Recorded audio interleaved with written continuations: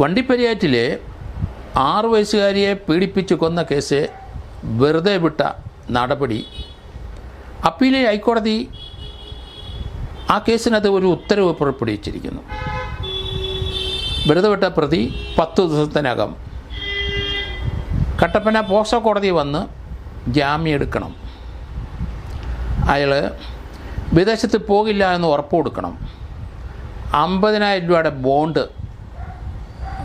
ബോണ്ടും കൊടുക്കണം. ഒരു അസാധാരണമായ ഒരു നടപടിയാണ് ഹൈക്കോടതിയുടെ. ഇത് പോക്സോ കേസാണ്. 6 വയസ്സുള്ള കുട്ടിയെ പീഡിപ്പിച്ച് കൊന്നതാണ്. പ്രതി എന്ന് പറഞ്ഞ അർജുനൻ വണ്ടിപ്പെരിയാറ്റിലെ അവിടുത്തെ മുൻ ലോക്കൽ കമ്മിറ്റി സെക്രട്ടറിയുടെ മകനാണ്. അയാൾ DYFI പ്രവർത്തകനുമാണ്. 22 വയസ്സ് അന്ന്. ഇപ്പോൾ അദ്ദേഹത്തിന് 25-26 വയസ്സുണ്ടാവും. വണ്ടിപ്പെരിയാറ്റിലെ അവിടുത്തെ തോട്ടത്തിലെ അവരുടെ ഒരു മുറിയിൽ താമസിച്ചിരുന്ന കുട്ടിയെ തൊട്ടടുത്ത മുറിയിരുന്ന ആ പ്രതി മൊട്ടായി കൊടുത്ത് കൊച്ചിനെ പീഡിപ്പിച്ചു. ആ കുട്ടിയെ കൊന്നു. എന്നിട്ട് അതിനെ കെട്ടിത്തൂക്കി.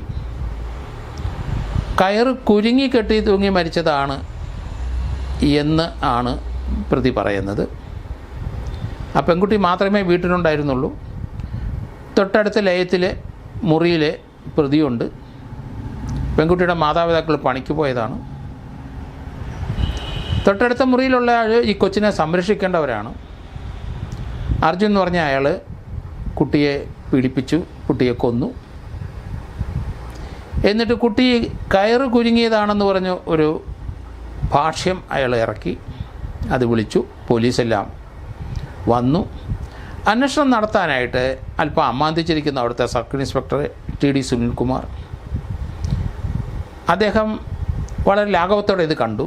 6 വയസ്സുള്ള ഒരു കുട്ടി, ഒരു SC/ST കുട്ടിയാണ് മരിച്ചത്.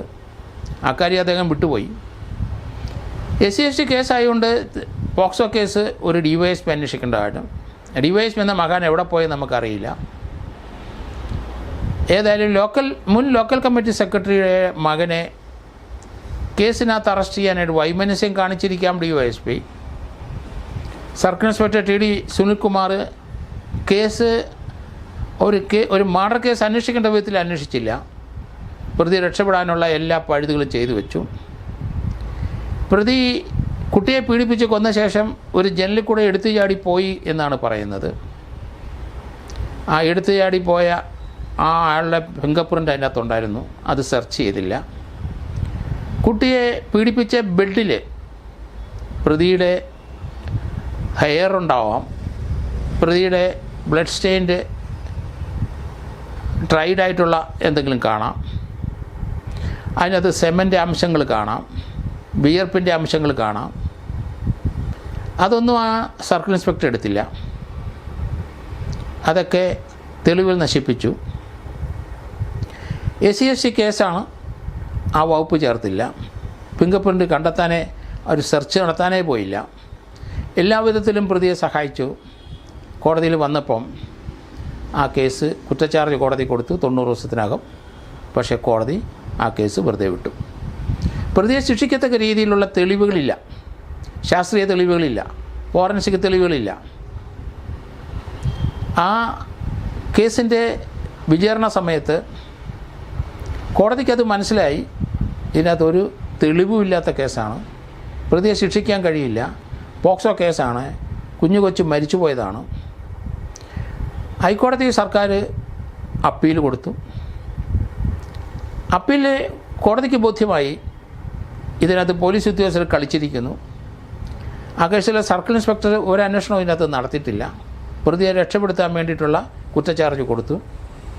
എങ്ങനെയാണ് ഒരു മനുഷ്യന് 6 വയസ്സുള്ള ഒരു കുട്ടിയെ കൊന്നിട്ട്, അത് SC/ST വിഭാഗത്തിൽപ്പെട്ട ഒരു കൊച്ചിനെ കൊന്നിട്ട് അതിന് പ്രതിക്ക് എതിരായി തെളിവ് ശേഖരിക്കാൻ വൈമനസ്യം കാണിക്കുന്നത്?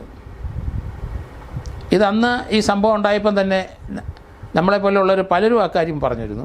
അവിടുത്തെ CPI നേതാക്കന്മാർ ഇതിന് ശക്തിയുക്തം എതിർത്തിരുന്നു. പോലീസ് അവരെ സഹായിച്ചിരിക്കുന്നുവെന്ന്. എന്തായാലും ഹൈക്കോടതി വടിയെടുത്തിരിക്കുന്നു. ഹൈക്കോടതി ഈ കേസിൻ്റെ അപ്പീൽ പരിഗണിച്ചപ്പം കോടതിക്ക് മനസ്സിലായി പോലീസിൻ്റെ അന്വേഷണം ശരിയായ ദിശയിലായിരുന്നില്ല. പ്രതിയെ സഹായിക്കത്തക്ക രീതിയിൽ പോലീസിൻ്റെ സർക്കിൾ ഇൻസ്പെക്ടർ അന്വേഷിച്ചിരിക്കുന്നു. എന്തുകൊണ്ടൊരു DYSP അന്വേഷിച്ചില്ല? ഇത് SC വിഭാഗത്തിൽ ഒരു കുട്ടിയായതുകൊണ്ട് DYSP അന്വേഷിക്കണമല്ലോ. അങ്ങനെയാണല്ലോ സർക്കാർ ഉത്തരവുകൾ. അതനുസരിച്ച് DYSP രംഗത്ത് വന്നില്ല. CA തന്നെ അന്വേഷിച്ച് പ്രതിയെ രക്ഷപ്പെടുത്താനുള്ള പഴുതുകളെല്ലാം തുറന്നിട്ടു. അങ്ങനെയാണ് ആ കുറ്റച്ചാർജ് കൊടുത്തത്. കോടതിക്കത് മനസ്സിലായി. ഇതിനകത്ത് ആ CA കളിച്ചിരിക്കുന്നുവെന്ന്. കോടതി അതുകൊണ്ട് പ്രതിയെ വിടാൻ തയ്യാറല്ല. പ്രതിയെ പോക്സോ കോടതി തന്നെ 10 ദിവസത്തിനകം അവിടെ ബോണ്ട് വെക്കണം. പ്രതി രക്ഷപ്പെട്ടു പോകാൻ പറ്റില്ല ഇന്ത്യയിൽ നിന്ന്. അവിടെ ജാമ്യം ഗ്യാരണ്ടി കൊടുക്കണം. അത്രയും ചെയ്തു കഴിയുമ്പം കോടതി അടുത്ത നടപടിയിലേക്ക് കയറുമെന്നാണ് ഞാൻ കരുതുന്നത്. കൃത്യമായ നടപടി കോടതിക്കുണ്ട്. കാരണം ഇതുപോലെ അന്വേഷണ ഉദ്യോഗസ്ഥന്മാർ സഹായിച്ച് കൊലക്കേസിനകത്ത് നിന്ന് രക്ഷപ്പെടുന്ന ധാരാളം സംഭവം കേരളത്തിൽ ഉണ്ടായിട്ടുണ്ട്. അങ്ങനെയുള്ളവർക്കൊരു പാഠമാണിത്. ഈ ഒരു കേസിലെ ഒരു കൊച്ചുകുട്ടിയെ പീഡിപ്പിച്ച് കൊന്നിട്ടും അതിന് പ്രതികരിക്കാതെ, ആ പ്രതിയെ ശിക്ഷിപ്പിക്കത്തക്ക രീതിയിൽ നടപടിയെടുക്കാതെ അയാളെ സഹായിക്കുന്ന രീതിയിൽ ആ സർക്കിൾ ഇൻസ്പെക്ടർ അന്വേഷണം നടത്തി. ഇതിനകത്ത് സർക്കിൾ ഇൻസ്പെക്ടർക്കും DYSPക്കും വീഴ്ച സംഭവിച്ചിരിക്കുന്നു. ഇടുക്കിയിലെ അന്നത്തെ സൂപ്പർവൈസറി SP ആരാണ്, അദ്ദേഹത്തിനും പാളിച്ച സംഭവിച്ചിരിക്കുന്നു. 3 പേരും കുറ്റക്കാരാണ്. അന്വേഷിച്ചില്ലെങ്കിൽ DYSPയും SPയും കുറ്റക്കാരാണ്. അവർക്ക് ഇത് അന്വേഷിക്കേണ്ട ചുമതലയുണ്ട്. അതുകൊണ്ട് കർശനമായ നടപടിയിലേക്ക് കോടതി പോവുകയാണ്. എനിക്ക് തോന്നുന്ന കോടതി ഒരു പുനരന്വേഷണം ഈ കേസിൽ നടത്തും. അത് തന്നെയല്ല, ആ കേസിൻ്റെ അപ്പീൽ കോടതി പരിഗണിച്ചപ്പം സർക്കാർ തന്നെ ഈ കേസ് കൃത്യമായി അന്വേഷിച്ചില്ല എന്ന് ബോധ്യം വന്നതുകൊണ്ട് അതിശക്തമായ നടപടിയിലേക്കും അപ്പീലിനകത്ത് സർക്കാർ ഭാഗം വക്കീൽ അവിടെ വാദിച്ചിരിക്കുന്നു.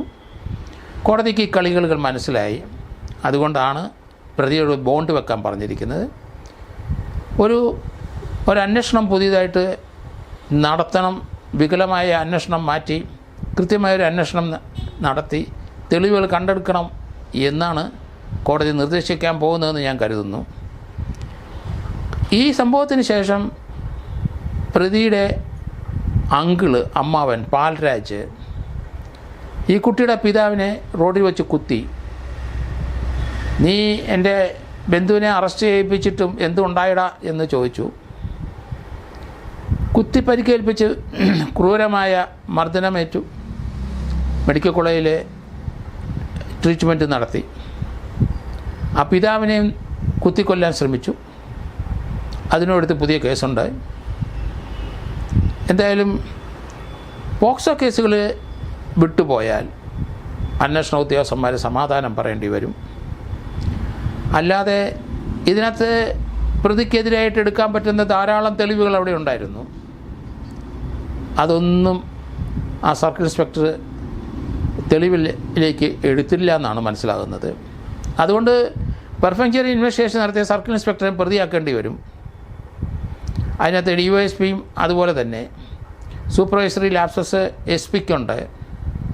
ഏതായാലും 10 ദിവസം കഴിയുമ്പം ആ പ്രതി പോക്സോ കേസിൽ ഹൈക്കോടതി ഡയറക്ഷൻ അനുസരിച്ച് ബോണ്ട് 50,000 രൂപയുടെ ബോണ്ടും അത് അണ്ടർടേക്കിങ്ങും കൊടുത്തില്ലെങ്കിൽ അയാൾക്കെതിരായിട്ട് വാറണ്ട് പുറപ്പെടുവിച്ച് അറസ്റ്റ് ചെയ്ത് കോടതിയിൽ ഹാജരാക്കണമെന്നാണ് കോടതി പറഞ്ഞിരിക്കുന്നത്. ഏതായാലും ഇതൊരു പാഠമായിരിക്കണം പോലീസ് ഉദ്യോഗസ്ഥന്മാർക്ക്. ലാഘബുദ്ധിയോടെയും രാഷ്ട്രീയ ചായ്വോടും ഒരു കേസും അന്വേഷിക്കാൻ പാടില്ല. കോടതി നടപടിയെടുക്കുമെന്ന് ഉറപ്പാണ്.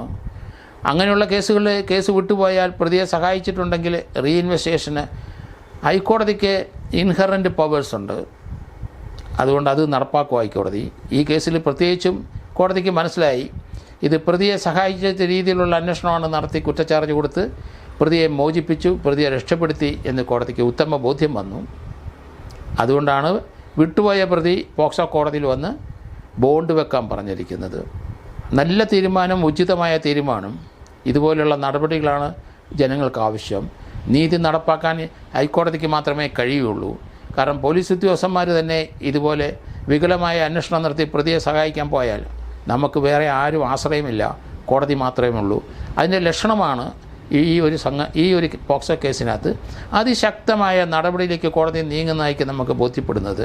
എന്തായാലും നമുക്ക് നീതി കിട്ടണമെങ്കിൽ ആശ്രയിക്കാൻ കോടതി മാത്രമേ ഉള്ളൂ എന്ന് ഈ കാര്യത്തിൽ നമുക്ക് വ്യക്തമാകുന്നു.